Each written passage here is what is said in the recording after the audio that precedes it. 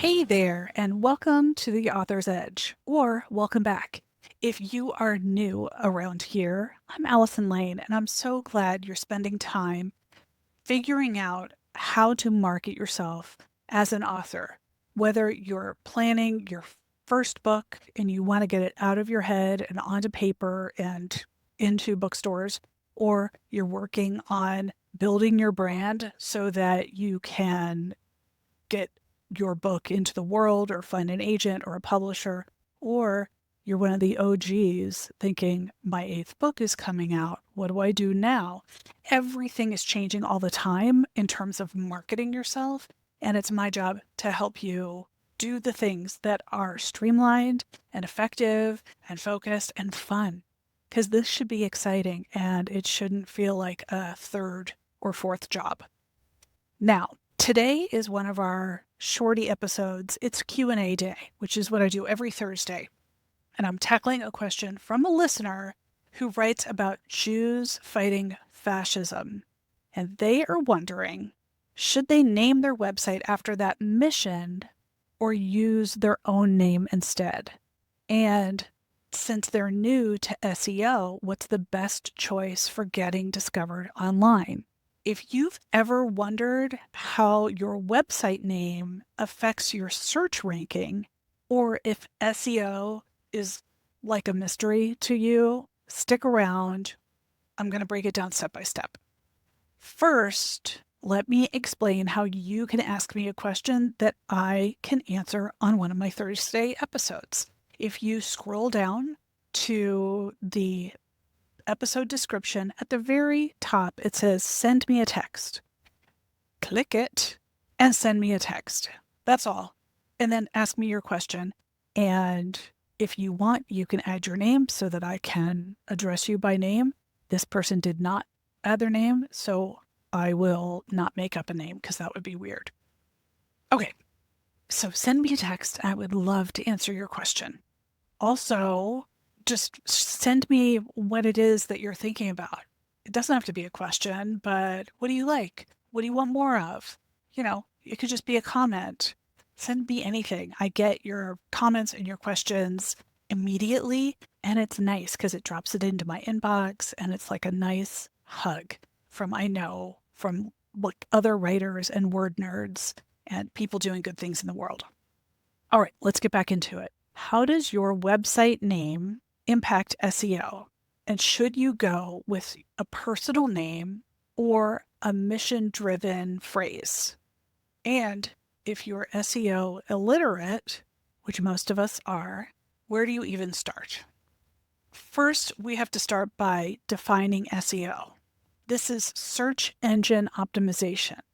And it's what helps people find your website when they search online, when they go to Google and they're looking for something. Your website name plays a big role in that. And a good website name, and your website name is called a domain name, a good domain name can improve your searchability, which makes it easier for Google to understand and rank your site.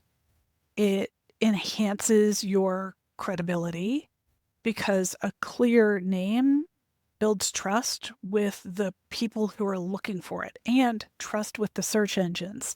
And when I say trust, it means that when someone's searching and the search engine shows them your site and they go to your site, if they quickly bounce, if they show up in a third of a second, they go, oh no, this was the wrong place, then your website name is not enhancing your credibility because somehow people are going to your site and they're realizing, oh, this wasn't what I was looking for. So we don't want that. We want your website name to be credible so that when people come to your site, that they stay, which the search engines, they know and they can track your bounce rate versus that people get what they need when they're on your site. The third thing a good domain name can do is give you long-term flexibility. That means your name for your website should serve you not just for today, but for years to come.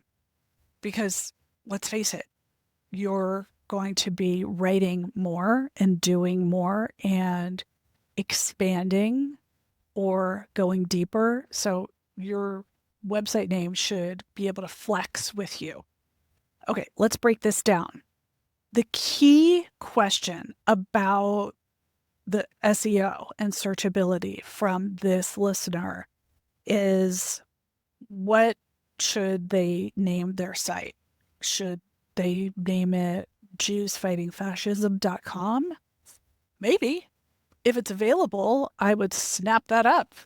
But will people be searching for that on Google? Is that something that they're going to be typing into the search bar? And if people are searching for you or your books, is that something that they would be searching for? Okay, those are two different questions. Maybe. But if they search for your name, they are not going to be necessarily identifying Jews Fighting Fascism as your site. So it's your job to make sure that that is integrated. If you name your site, I don't know your name, but AllisonLane.com, Google will associate it with you, and you can still optimize your site to rank for Jews Fighting Fascism through the content you put on your site. And I'm going to talk about how to do that in a sec. Now, an SEO tip, search engine optimization tip. Your website name does not have to include all the keywords related to your topic in order to rank well.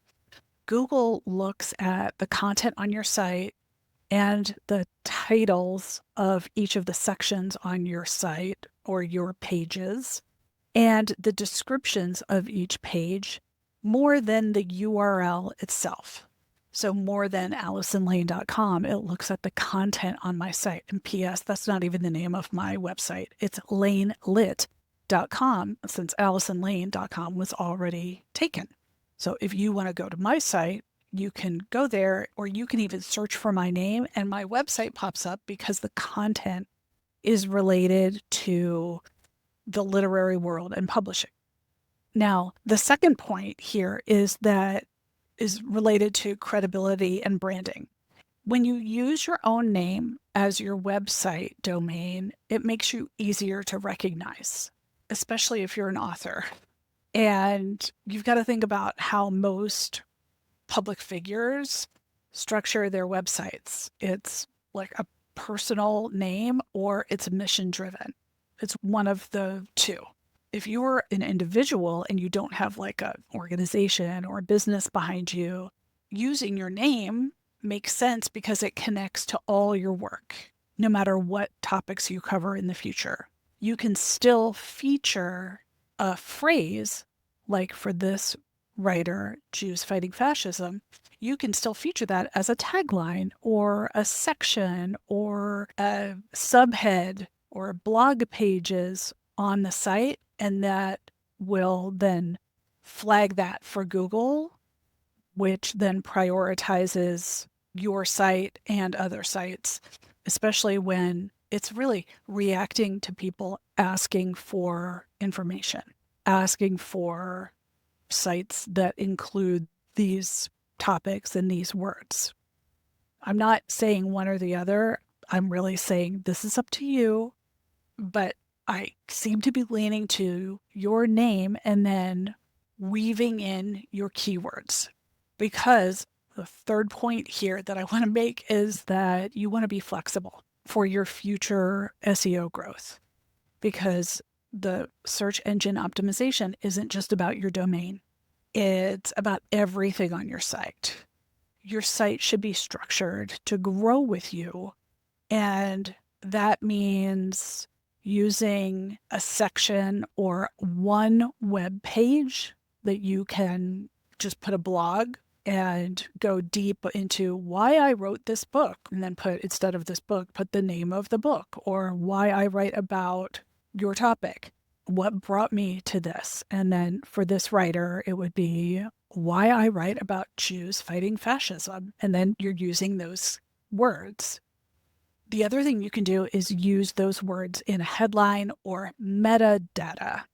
This is marketing jargon, which makes me want to gag, and I'm so sorry to throw it at you, but metadata is a data that we can't see when we go to your site, but you or the person who's helping you set up your website can, behind the scene, like under the hood, assign a description to a page or a description to each photo.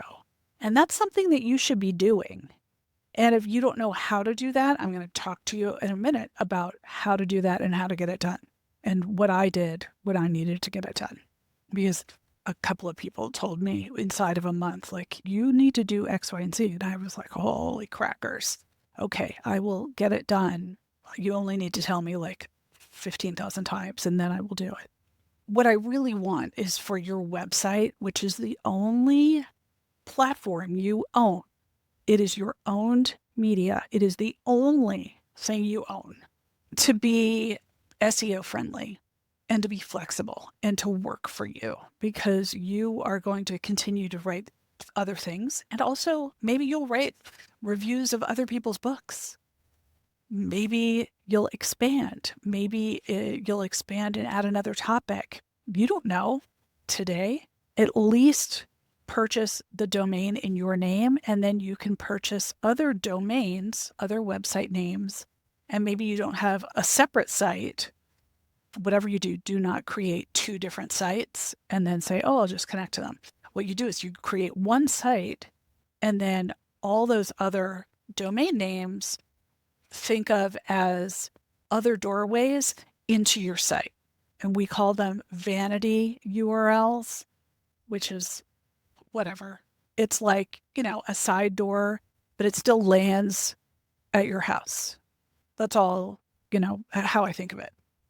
What you want to do is make sure that whatever people are searching for, they end up at your website, right? So the keys here are searchability, a personal name as your domain helps people find you because you are a big effing deal. And if you didn't know that, I'm telling you, yes, you, listener, driving on the highway or folding the clothes or baking, which is so time consuming and boring. But while you're listening, yes, we want people to find you because you're a big effing deal.